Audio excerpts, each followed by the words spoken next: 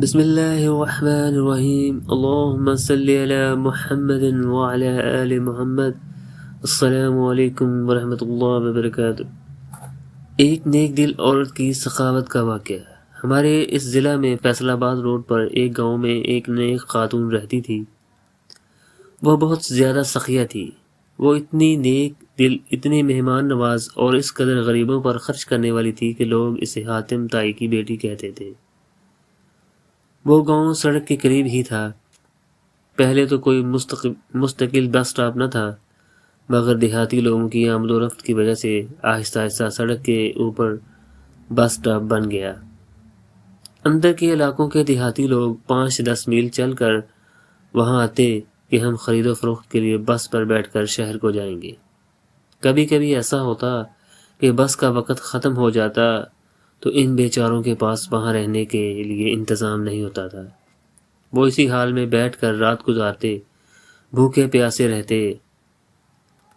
اگر عورتیں ساتھ ہوتیں تو اور زیادہ پریشانی ہوتی۔ اس خاتون نے محسوس کیا کہ یہاں تو ان کے لیے کوئی بندوبست ہونا چاہیے۔ چنانچہ اس نے اپنے خامند سے کہا کہ کیوں نہ ہم لوگوں کی سہولت کے لیے ایک مہمان خانہ بنوا دیں، تاکہ وہ لوگ جو رات کو آگے یا پیچھے نہیں جا سکتے وہ آسانی سے رات گزار سکیں اور وہ اگلے دن اپنے کام کے لیے روانہ ہو جایا کریں۔ خامند کو یہ بات بہت پسند آئی، چنانچہ اس نے مہمان خانہ بنوایا اور ایک آدمی رکھ کر ان کے لیے کھانا پکانے کا بندوبست کر دیا۔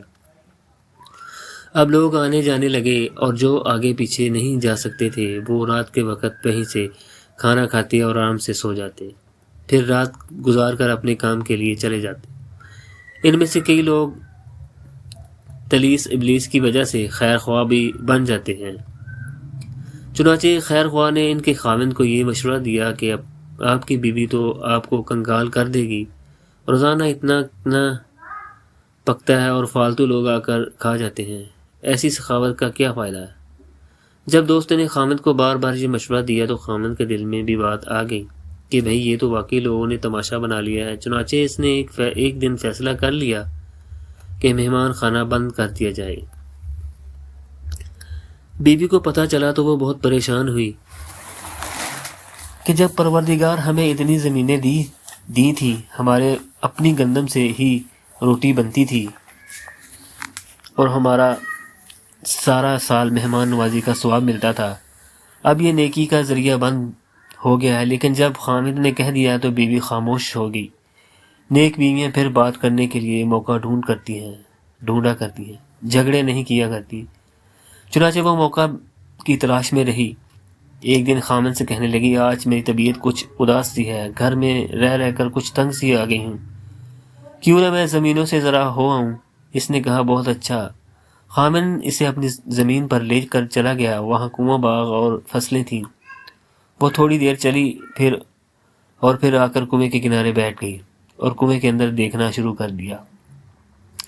خاوند بھی ادھر ادھر پھرتا رہا۔ کافی دیر کے بعد کہنے لگا، نیک بخت چلیں، دیر ہو رہی ہے۔ کہنے لگی، بس چلتے ہیں۔ پھر کنویں کے اندر دوبارہ جھانکنا شروع کر دیا۔ تھوڑی دیر بعد اس نے پھر کہا اور پھر جواب میں کہنے لگی، اچھا بھائی چلتے ہیں، اور پھر کنویں میں دیکھتی رہی۔ بالآخر خامد نے کہا، خدا کی بندی کنویں میں کیا دیکھ رہی ہو؟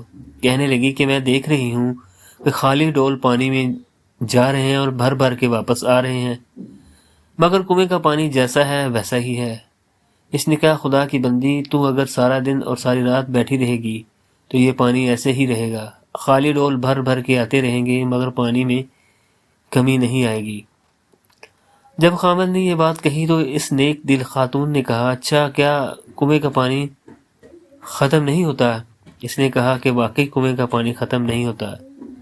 یہ سن کر وہ کہنے لگی، اللہ تعالیٰ نے ہمارے گھر کے اندر بھی ایک کنواں جاری کیا تھا، لوگ خالی پیٹ آتے تھے اور پیٹ کا ڈول بھر کے جاتے تھے، تمہیں کیوں ڈر ہوا کہ اللہ تعالیٰ تمہارے اس کنویں کے پانی کو کم کر دیں گے؟ بیوی کی بات سن کر خاوند کے دل پر ایسی چوٹ پڑی کہ کہنے لگا کہ میں مہمان خانے کو دوبارہ جاری کرتا ہوں۔ چنانچہ وہ خاتون جب تک زندہ رہی اس علاقہ میں وہ مہمان خانہ جاری رہا۔ ویڈیو اچھی لگی ہو ویڈیو کو لائک کریں، شیئر کریں اور چینل کو سبسکرائب کریں۔ شکریہ۔